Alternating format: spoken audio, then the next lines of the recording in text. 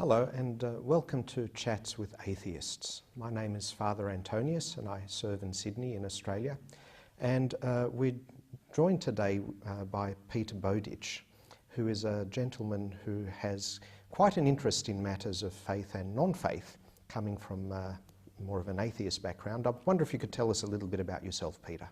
Certainly. Well, as you said, I'm an atheist. I had a traditional, if you like, Christian background when I was brought up, but in one sense was not traditional in that my parents weren't churchgoers. They may have been believers. My mother came from a Catholic family. The Catholic Church wouldn't marry her to my father during the Second World War because unless he converted. So the local Anglican priest, or Church of England as they called it then, agreed to do the service, and my parents sent me and my brothers to the Sunday school at the Church of England. In those days, everybody went to those sorts of things. So it was a social thing. Everybody in the town, everybody I went to school with, had at least some kind of religious background. It was only later in the piece that I gradually moved away from that towards a non-belief system, if you like. So, I mean, I don't class myself as a typical atheist because I don't believe there is any such thing. And it's one of those sort of labels that people put on people. And quite often labels are useful up to a certain point. So to say that someone is a Christian tells you a little bit about them, but not necessarily everything about them. There's probably as much variety among atheists as there is among Christians. I think there probably is. I don't know whether there's quite as many. Someone was saying to me the other day that there are more Christian sects in the world than there are verses in the Bible, which suggests that maybe there's somewhere along the way people don't agree with each other too much. But certainly yes. I mean, there are extremes in atheism and different points of view. My position really is that I just live my life without a God in it. Sure. And look, the purpose of us having these chats on CYC TV is for us to actually engage in a dialogue and try to understand each other's positions a little bit better. It's grown out of something that we've been doing at our parish, and that's how I got to know you, of course, Peter, where we have a monthly meeting where we have a discussion about a different topic each time. And I think it's been a very useful experience. Have you found it useful chatting with Christians who are willing to talk about their faith with you? Oh, I certainly have. I mean, the first one we went to was one which was about creationism. And Carl Weiland from Creation Ministries International was going to be there. So the group of us that went along, we went with a bit of foreboding because we've dealt with sort of the young earth creationists before. I was pleased to find that he was there accepted to give his point of view. There were other people there to give other points of view. There was no acrimony, there was no argument about it. There was a friendly atmosphere of people wanting to find out what other people thought and what other people believed. Yeah, and I think that's very important that we try to understand where the other person is coming from, because people are sincere. They don't hold their positions just to be mean or nasty. One person, though, that might make you doubt that a little bit might be someone like Richard Dawkins, and that's the topic of our chat today. We're going to be talking about the New Atheists. For those who may not have come across them, the New Atheists are a group of thinkers and very public speakers who push a particular brand of atheism, perhaps we might say. They're very aggressive in their approach. They say things about religion in general, Christianity in particular, like, obviously, they don't believe that there is a God, but then they also go beyond that to say that in order to have a religious faith, you must be blind or ignorant or stupid. Religion is bad for the world. To teach a child religion, for your parents to send you to Sunday school is a kind of child abuse. So I'm wondering, Peter, as an atheist, what's your perspective on the New Atheists? I'm pleased that they actually managed to get atheism to the front of public discussion, particularly in the United States, where it had been hidden away and for some time. But I disagree with some of the tactics they've used. Also, too, I think that a lot of them they're actually working outside their area of expertise. Richard Dawkins is an extremely competent and very, very clever biologist. He's not a very competent theologian, but he's a very good public speaker. He's obviously knows what he's committed. There's no doubt about that.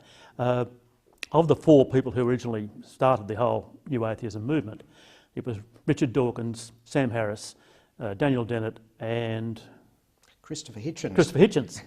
How could I forget Christopher Hitchens?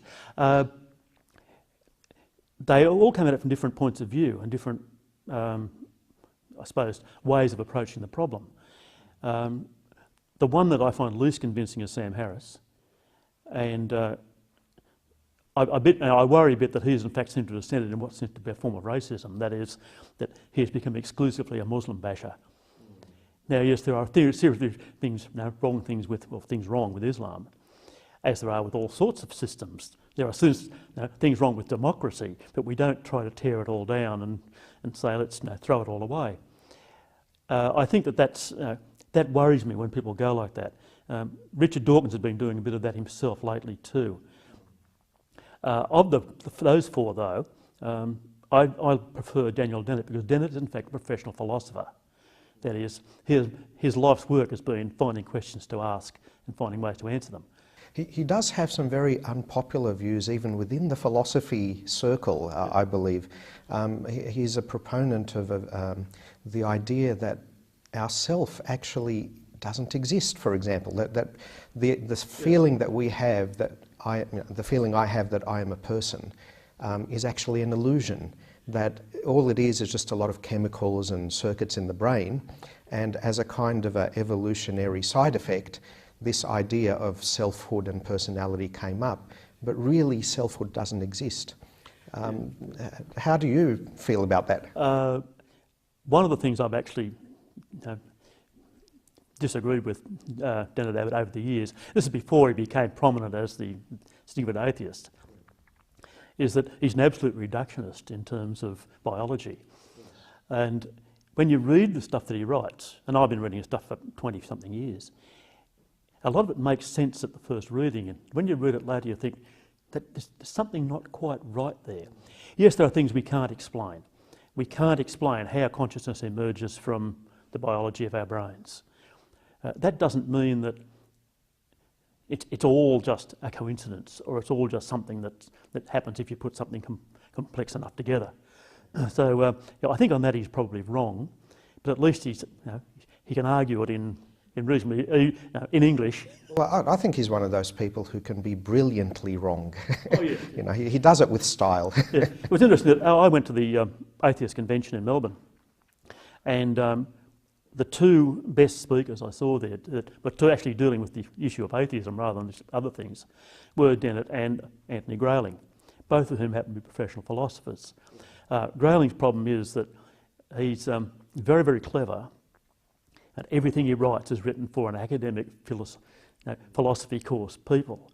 Some of his stuff is actually almost unreadable if you haven't done the 4 or 5 years of philosophy reading. It actually made the point, I bought a book of his called Skepticism, which he autographed for me, and he said to me, "Oh, look, that's not the skepticism you people talk about." I said, "Well, I know about that because I spent 4 years studying philosophical skepticism." So maybe he doesn't get his message across, but he again, like Dennett, I think is brilliantly wrong sometimes, but I think he actually has the academic background and the qualifications to be able to talk about this sort of thing more than some of the others do. And he gets you thinking, I suppose. He does, yeah. One of the things that got me thinking, and speaking of books, is Richard Dawkins' book, The God Delusion, which is probably, I think, the best-selling of all of the new atheist books, I'd imagine. Spent 6 months, I think, on the #1 on the bestsellers list and so on. Now, my copy at home, my personal copy, doesn't have very much white space in the margins because it's covered with notes and scribbles.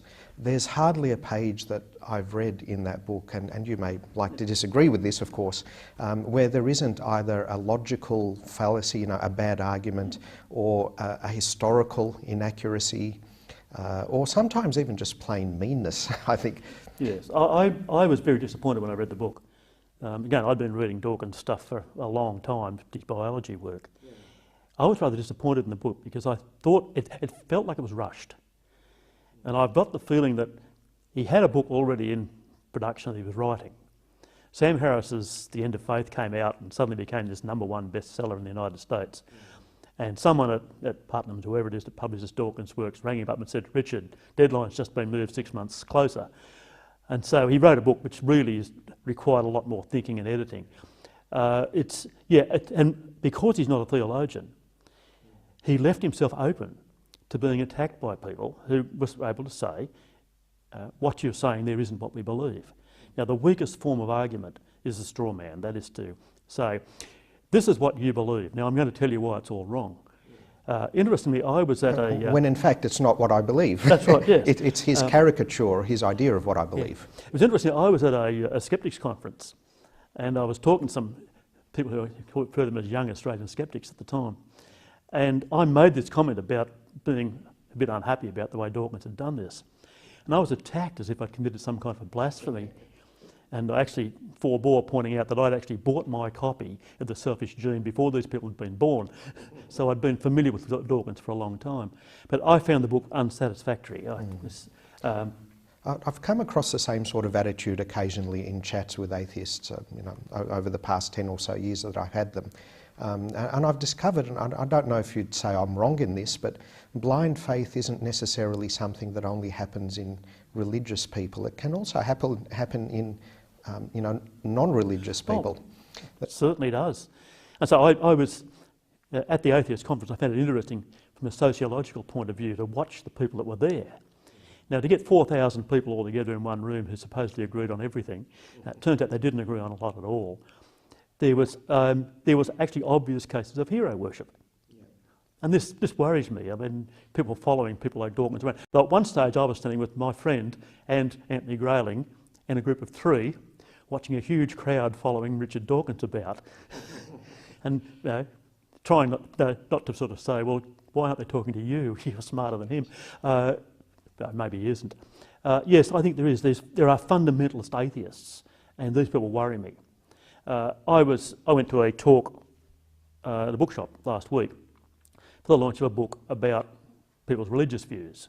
And the book is it's got 4 authors. There's an atheist, a Muslim who used to be a Baha'i but converted, a secular Jew, that is a person who was brought up in the Jewish faith but has no religious involvement at all, but just does it as a social thing, and a committed Christian who in fact is a professional Christian that works for a Christian promotion organisation.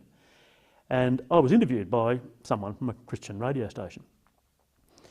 And she asked me a couple of questions, and the last one she asked me was, and I thought a bit unfair to throw it at me without warning, was, what is the best evidence for the existence of God?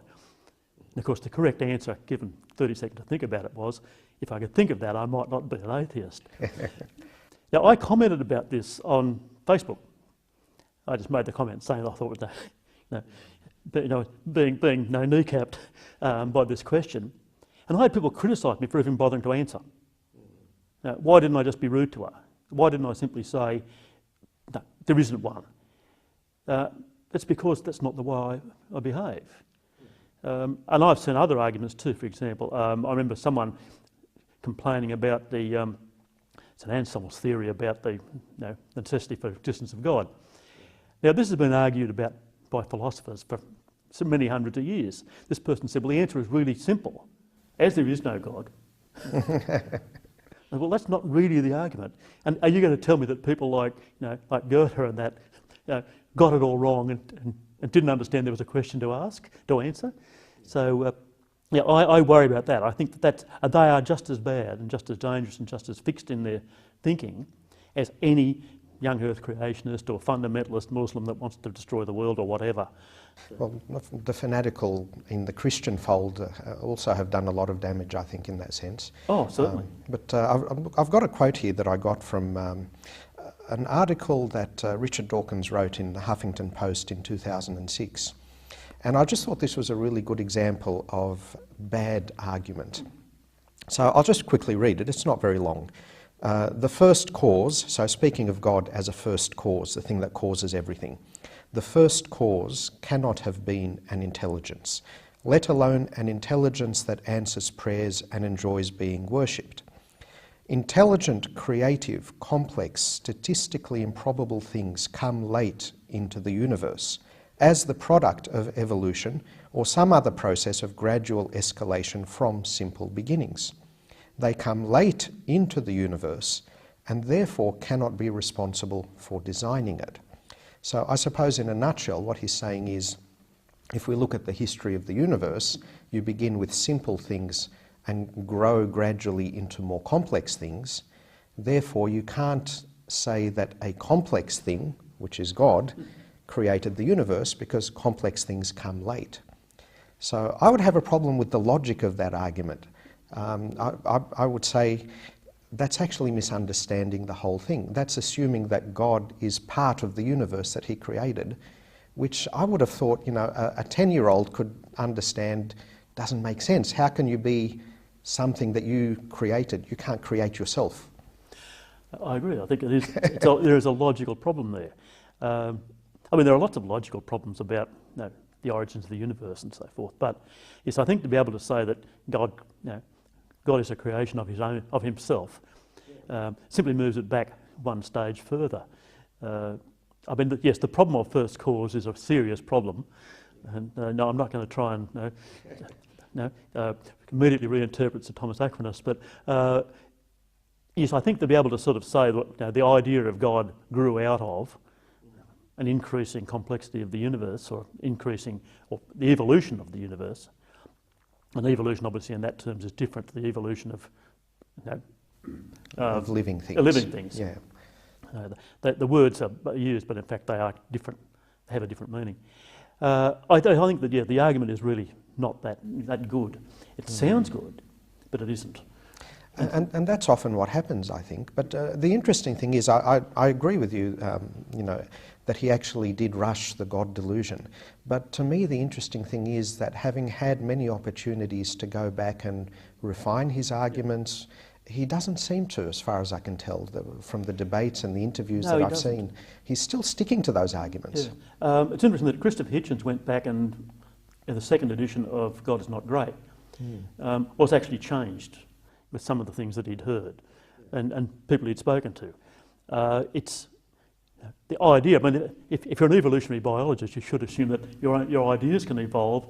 Well, you should, shouldn't you? Yes, I would have liked to have seen the second edition come out maybe 3 or 4 years later with revisions in it, explanations of saying, well, here's on further discussion with people. Maybe I got that part of it wrong, but no, I think he's become dogmatic about the whole thing, and it's rather unfortunate. So why do you think the new atheists have been so popular? What chord have they touched in modern society? I think that there's been a movement away from organised religion in most countries over the last few years.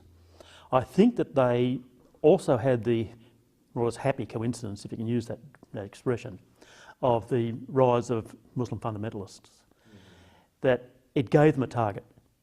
You could point to the attack on the World Trade Center and say, see, look what religion does, and then move out from there. Now what that was a very small set of people, doing something. People say they were insane. Very brave people. You've got to be pretty brave to train for 3 or 4 months to pretend to commit suicide and kill a whole lot of people with you. So, there's obviously some brainwashing going on there too. But it gave the target to be able to say, well, there is at least one religion in the world which appears to be dangerous. Let's attack all of them. Now, I've been to mosques, I've spoken to Muslims. The vast majority of them are just like the vast majority of Christians, atheists, Hindus and everybody else. They want to get on with their lives. They don't really follow too much the actual teachings and the rules of things, if you like. And most people are a bit selective about the sort of things that they do. Orthodox Jews, for example, aren't. But then they're a subset within Judaism. I know a lot of Jewish people that are quite happy to eat a bacon sandwich and cut their hair. They are a set within that are not representative of the entire population. Whereas what the new atheists are doing is basically, I suppose it's what you'd call stereotyping. Yeah. We take one little group and we say, well, everybody else who has the same faith therefore must be as bad as this group. Yeah, some groups don't help themselves. At the Atheist Convention, a group of Muslims turned up to protest outside, and they behaved like cartoon-crazed Muslim fundamentalists. That is, they were holding up signs saying that Ayaan Hirsi Ali should be murdered and stuff like that. They suffered a little bit when two gay men came out and stood in front of them and kissed each other for television. That caused them to sort of step back and think. But there was also a group of Christians that were there. They weren't standing around telling everybody they're all going to go to hell and die. They were convinced that all they had to do was preach a little bit and everybody inside would suddenly convert. If only it were that easy, Peter. That's right. But they were a lot easier to talk to, I will admit. That we could talk, which you'd find the Muslim people, we couldn't. But how many turned up? Out of the Muslim population of Melbourne, which is possibly, could be 40,000, I don't know, it's a lot of people, 100 people turned up and behaved like idiots. Well, I think it's one of the great blessings, if I can call it that, of modern Western society, that everyone is free to actually express their opinion and to exchange their opinions. And I think sometimes within the Christian community, and probably more so in the Muslim community, free speech is kind of something to be scared of. Yeah.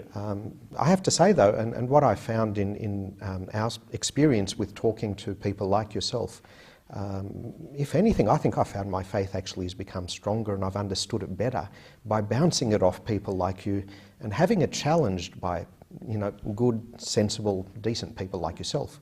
I'm glad I could help. Look, I think that's important. Religion is about faith, and faith is about things that you can't prove.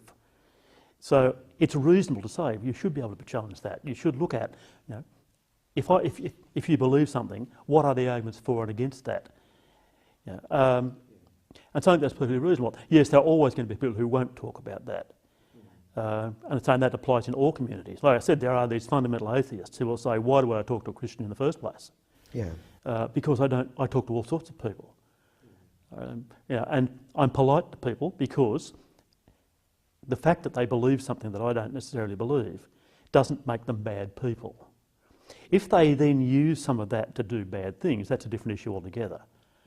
But then you're criticising the behaviour, not the person. Well, exactly. You don't need a religious faith to do bad things. No, you certainly don't. It's our human nature. The new atheists seem to be suggesting that religion is dying in modern society. They seem to have the mindset that it's just a matter of time before the human race wakes up out of its childhood and, gets rid of religion, kind of thing. I think it's probably as likely as that will happen as that we lose the power of speech. Religion has been in all societies, basically since the beginning of any kind of civilization. And in fact, the idea of spirituality and an afterlife is an indication that people were human, not something else. They used to have a display in the museum in Sydney of a buried child, I think a Neanderthal child, who had been obviously buried with flowers. This shows some... And that's many tens of thousands, possibly hundreds of thousands of years ago. So these people had no language, as far as, or some kind of grunting language, but nothing like no written language. But they obviously had some belief that there was something beyond just our existence now. Yeah. That's never going to go away because religion provides an explanation to people. That explanation in a lot of cases has been replaced over the last, since the Enlightenment, by science. So there's things that everybody knew God did them, now we know God doesn't do them. But that doesn't change the need that people have for explanation. Well, and I think the need that people have for some kind of a mystery in their lives. I think, I agree with you. I think we have an intuition, or we feel, because we are aware of ourselves, because we feel that we are free to act in the world in our own way rather than being forced by circumstances. I think we feel there is more to us than just atoms and energy. And I suppose different people come up with different answers for what that more is. But that's probably a topic for another time. Yeah. No, I don't think religion is going to go away. I think that it will change in how people practice it. It's certainly changed, over the last 400 years. Religion used to be the dominant thing in politics. Yes. That has gone, but you would never get the elected president of the United States if you admitted you were an atheist. Yeah. In Australia, we actually don't really care about that too much because we see the religious beliefs of a politician as being irrelevant until they start impacting what they're doing in policy. And that really hasn't happened except with one or two instances over the last 30 or 40 years in Australia. Yeah. So I don't think it's going to go away. Well, that's good, because that means I'll still have a job. I think that's all that we'll have time for today. Thank you very much, Peter, for your time, and we appreciate you coming to join us today, and look forward to having many more interesting chats with you. Thank you. Thank you all, and thank you for joining us today, viewers. I hope that the chat today has been interesting and maybe stimulated some questions in your own mind. Thank you for joining us, and look forward to seeing you the next time.